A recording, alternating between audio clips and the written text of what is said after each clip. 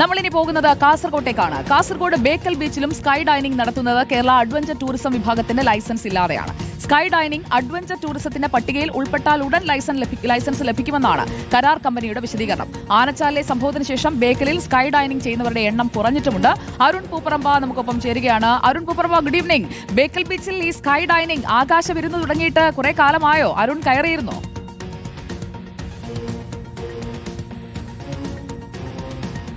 സുജയ, ഞാൻ കയറിയിട്ടില്ല. പക്ഷേ കേരളത്തിൽ ആദ്യമായി സ്കൈ ഡൈനിങ് ആരംഭിച്ചത് കാസർഗോഡ് ബേക്കൽ ബീച്ചിലാണ്. മനോഹരമായ ബീച്ചാണ്.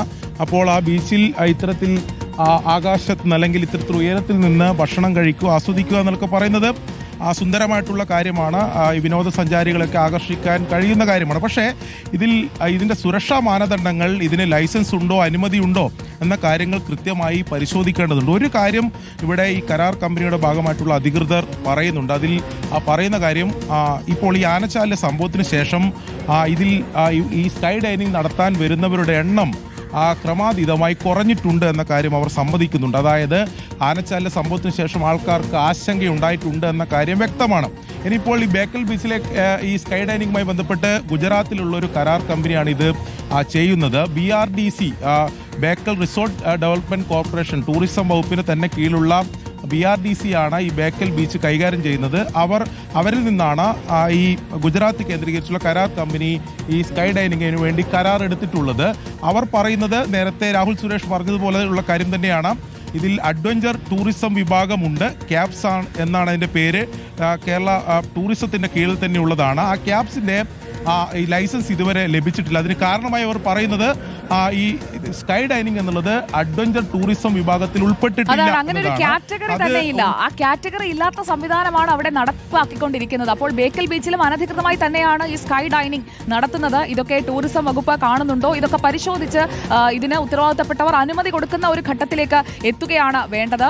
അരുൺ പൂപ്പറമ്പയാണ് തത്സമയ വിവരങ്ങൾ, ദൃശ്യങ്ങൾ നമ്മളിലേക്ക് എത്തിച്ചത്. അപ്പോൾ ഈ സ്കൈ ഡൈനിങ് ഇപ്പോൾ ബേക്കലിൽ നടക്കുന്നുണ്ട്. ബേക്കലിലും ക്രെയിനിൽ തൂക്കിയിട്ടിരിക്കുന്ന ഈ സ്കൈ ഡൈനിങ് അത് നമ്മൾ കാണുകയാണ്. ഇത് എത്ര കാലമായി ഇവിടെ പ്രവർത്തനം തുടങ്ങിയിട്ട്? ആദ്യത്തേത് എന്ന് അരുൺ സൂചിപ്പിച്ചല്ലോ.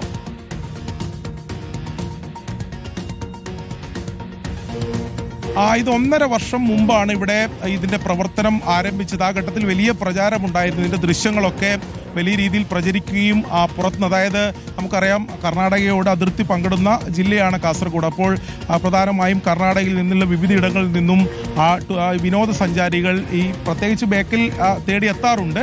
അവരുടെ ഒരു പ്രധാനപ്പെട്ട പ്രിഫറൻസായി ഈ സ്കൈ ഡൈനിങ് മാറി എന്നതാണ് പ്രധാനപ്പെട്ട കാര്യം. ഇവർ തന്നെ പറയുന്നത്, ഈ കരാർ കമ്പനിയുടെ ഭാഗമായിട്ട് ആൾക്കാരുമായി നമ്മൾ സംസാരിച്ചപ്പോൾ പെട്ടെന്ന് തന്നെ വലിയ പ്രചാരമുണ്ടാവുകയും ഒരു കാര്യം ചോദിച്ചോട്ടെ, ഇതിപ്പോൾ 1.5 വർഷമായി നടക്കുകയാണല്ലോ. എത്ര സമയമാണ് ഈ സ്കൈ ഡൈനിങ്ങിന്? ഇപ്പോൾ ഒരു കുടുംബമാണ് ആ ഒരു ആകാശമേശ ബുക്ക് ചെയ്യുന്നതെങ്കിൽ എത്ര സമയമാണ് അവർക്ക് ഭക്ഷണം കഴിക്കുന്നതിനായി ആകാശത്ത്, അതായത് ക്രെയിനിൽ ഉയർത്തി നിർത്തിയ നിലയിൽ സ്കൈ ഡൈനിങ്ങിന് സമയം കിട്ടുക? എത്രയാണ് തുക?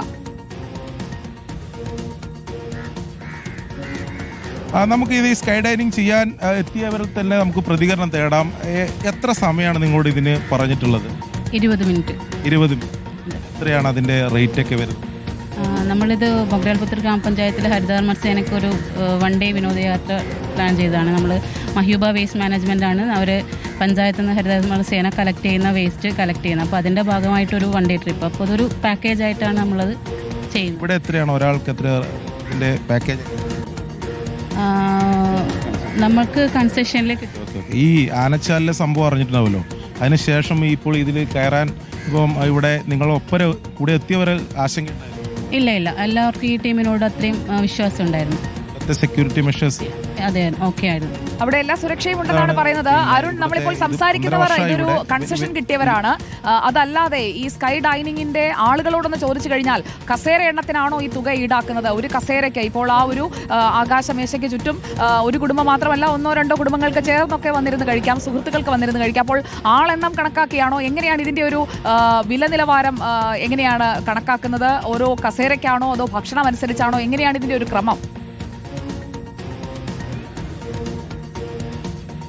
സുജയ, നിലവിൽ ഇവിടെ ഈ നേരത്തെ പറഞ്ഞിട്ടുള്ള മുഗരാൽ പുത്തൂരിലെ ആ സംഘത്തിലുള്ളവർ മാത്രമാണ് നിലവിൽ ഈ സ്കൈ ഡൈനിങ് ചെയ്യാൻ എത്തിയിട്ടുള്ളത്. നമുക്ക് ഇതിന്റെ വില നിലവാരം കൂടി ചോദിക്കാം. ചേട്ടാ, എത്രയാണ്, എങ്ങനെയാണ് റേറ്റും കാര്യങ്ങളൊക്കെ എങ്ങനെയാണ്? 20 മിനിറ്റ് ആണ്. അതെ 20 മിനിറ്റ്സ് റൈഡാണ്. എങ്ങനെയാണ് അതിന് റേറ്റ് വരും? ഇത് ഒരാൾക്ക് 500 ചാർജ് ചെയ്യുന്നത് നമ്മൾ.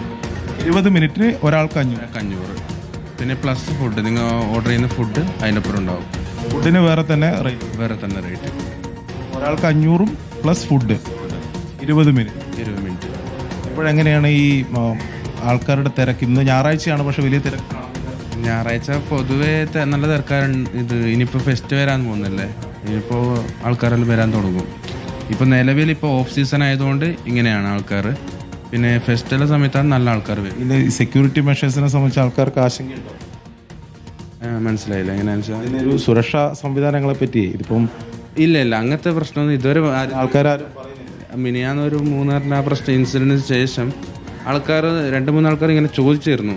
അപ്പോൾ നമ്മൾ കാര്യങ്ങളെല്ലാം അവരോട് പറഞ്ഞു കൊടുക്കും. അതാണ് ഇവർ പറയുന്നത്.